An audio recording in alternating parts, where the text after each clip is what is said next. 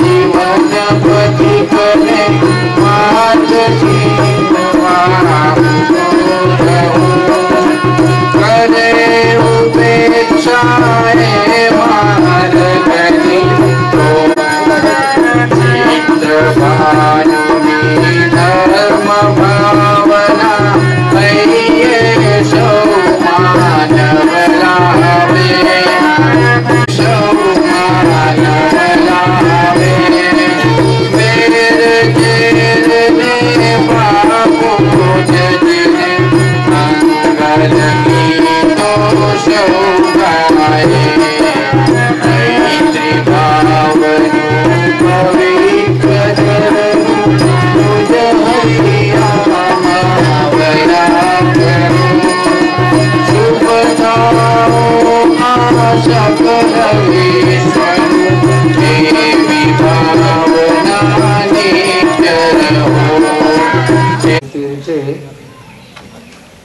शांति અને સદભાવના યાત્રા ભાઈ સંજયભાઈ આપણા અબ્દુલભાઈ વગેરે નીકળ્યા છે।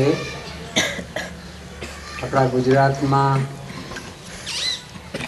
એક સરસ વાતાવરણ ઊભું થાય, પ્રેમભર્યું વાતાવરણ ઊભું થાય। ગાંધીજી અને વિનોબાજીએ જે જાતનો સમાજ કલ્પ્યો હતો એમના જીવન દરમિયાન પણ એ રીતે જીવ્યા અને મતતા રહ્યા। એવું સરસ વાતાવરણ ઊભું થાય એ માટે નીકળ્યા છે।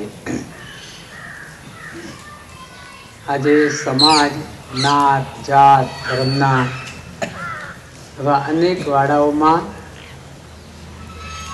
વહેંચાઈ ગયું છે। આમાંથી સમાજને કેમ સરસ બનાવવો, કેમ સમાજ સરસ થાય, એકબીજા વચ્ચે ભાતૃભાવ પેદા થાય, ભાઈ ભાઈ જેવો સંબંધ ઊભા થાય, પ્રેમ અને લાગણીનું વાતાવરણ ઊભું થાય, એટલા માટે આ બધા જુવાન મિત્રો અને આપણા સંજયભાઈ અબ્દુલભાઈ વગેરે નીકળ્યા છે। બીજા પણ આપણા દેશના અનેક મહાનુભાવો એમાં જોડાયા હતા અવારનવાર। અને આ બધું તમારા બધાના હાથમાં છે, જુવાન મિત્રોના હાથમાં, વિદ્યાર્થીઓના હાથમાં। આવતીકાલનો સમાજ કેવો બનશે, આવતીકાલનું ભારત કેવું બનશે એ તમે જેવા હશો એવું બનશે। અને એટલા માટે એ બધાની પણ લાગણી એવી કે યુવાનો વચ્ચે, વિદ્યાર્થીઓ વચ્ચે વધારે રહે। આજે રજા હોવા છતાંય તમને બધાને અહીંયા અપડાઉન કરનાર બધાને પણ બોલાવ્યા એટલા માટે કે આપણને આ બધી વાતનો લાભ મળે, લાવો મળે। સંજયભાઈ પણ બહુ યુવાન વયથી આ બધું કામ કરે છે। એમની આખી જુવાની આમાં જ જઈ રહી છે, વિતાવી રહ્યા છે, જે જુવાન જ કહેવાય। એમની ટોળીમાં જેટલા વધારે ભાઈઓ બહેનો મળે ભળે એટલું વાતાવરણ સરસ ઊભું થાય। અને એટલા માટે જે મથામણ કરી તો સંજયભાઈ થોડું યાત્રા અંગેની ભૂમિકા બાંધશે, પછી અબ્દુલભાઈ કર્યું હશે મનોમન, અને ના કર્યું તો આખા દિવસમાં ક્યારેક કરી લેજો। ઈશ્વરે પણ આ વિશ્વને શાંતિની જ વાત કરી, શાંતિ અને પ્રેમનો સંદેશો આપ્યો। મળે કે તમે ક્યાંથી આવ્યા છો અને આ બધું પથરાય છે એટલે શું કાર્યક્રમ છે, એટલે બધાને અંદર સંજયભાઈએ સવારે પ્રાર્થનામાં કદાચ વાત કરી હશે, પણ તોય મનમાં એવું છે કે બધા કેમ આવ્યા છે અને શું વાત કરવાના છે, અમને કેમ ભેગા કર્યા છે। એટલે હું 2 મિનિટમાં ખાલી કહી દઉં છું, અમે બધા શાંતિ, સંવાદ અને સદભાવનાની વાત વહેંચવા, અને પાછળ અવાજ થાય છે, નથી સંભળાતું હવે? તો પછી અવાજ શેનો છે? માણસની ઉત્પત્તિ થઈ, માણસ જન્મ્યો આ પૃથ્વી પર ત્યારે ક્યાં રહેતો હતો? જંગલોમાં રહેતો હતો ને। એ જંગલની અવસ્થામાં જ્યારે આદિમાનવની અવસ્થામાં રહેતો હતો ત્યારે એ ખાવા પીવા માટે શું કરતો ખબર છે?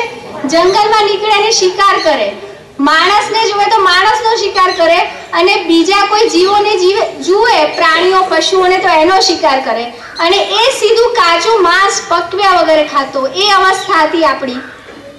ઇતિહાસમાં પાછળ જઈને જોઈએ તો આપણે ત્યાંથી અહીં સુધી પહોંચ્યા છીએ, ટેકનોલોજી સુધી પહોંચ્યા છીએ, અણુબોમ્બ બનાવ્યા છે, મિસાઇલ્સ બનાવ્યા છે, બીજા ગ્રહોમાં જવાની આપણે શક્તિઓ પેદા કરી છે.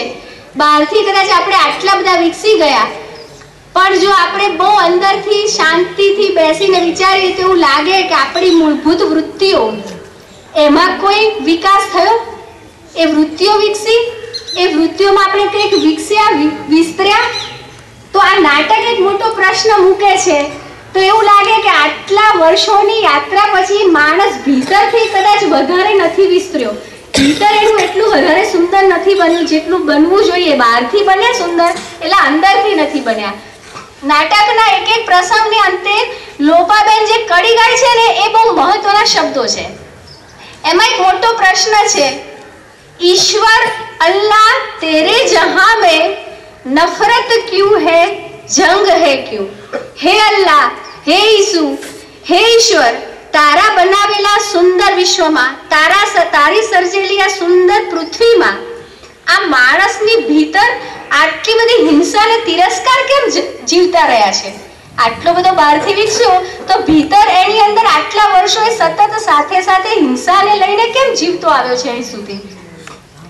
આ બધા જ પ્રસંગો આપણે એક પ્રતિકાત્મક રૂપે મૂક્યા છે કે માણસના ઇતિહાસમાં પહેલેથી આજ સુધી આદિમાનવ પણ હિંસા કરતો હતો, અને છેલ્લે જે ગાંધીએ આપણને શાંતિ, અહિંસા અને સત્યનો સંદેશો આપ્યો, એ ગાંધીને પણ અંતે આપણે હિંસાના સ્વરૂપે જ આ જગતમાંથી ઉઠાવી લીધો.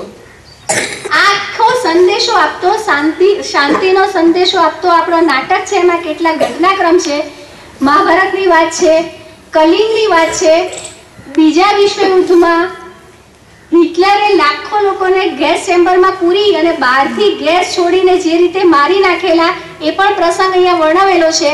એકદમ શાંતિ રાખીને જોશો તો તમને બહુ જ સુંદર મજા આવશે, બહુ ગમશે, અને નાટક પત્યા પછી એવું લાગશે કે ખરેખર આમાં કંઈક વિચારવા જેવું છે. નાટકના મિત્રો નાનકડી પ્રાર્થના કરશે અને ત્યાર પછી નાટક આપણે શરૂ કરીશું. સદભાવના ફોરમ રજૂ કરે છે એક લઘુ નાટિકા. નાટકનું ટાઇટલ હવે તમારે સમજવાનું છે. પાર્થને કહો ઉતારે બાળ, હવે તો બુદ્ધ એ જ કલ્યાણ.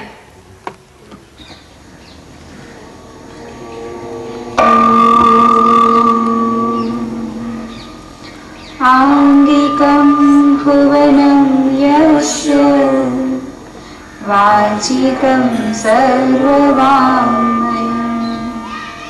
आहार्यं चन्द्रिकायादि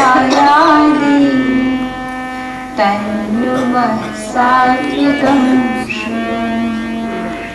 तन्नुमः सात्विकं